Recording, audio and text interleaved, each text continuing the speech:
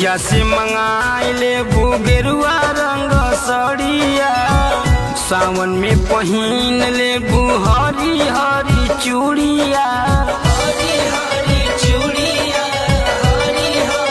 हाँ, भैया से मंगाइले गेरुआ रंग सड़िया, सावन में पहिन ले हरी हरी चूड़िया।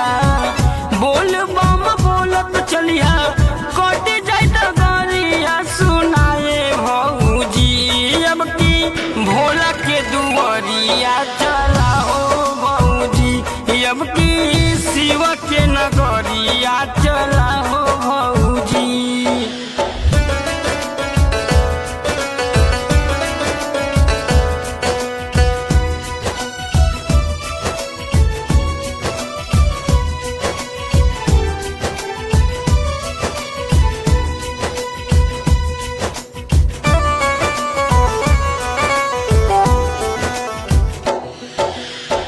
जीतू जितेंद्र मुन्ना गईले 2 दिन पहिले, तोहरा से बात भौजी बाद में कहिले।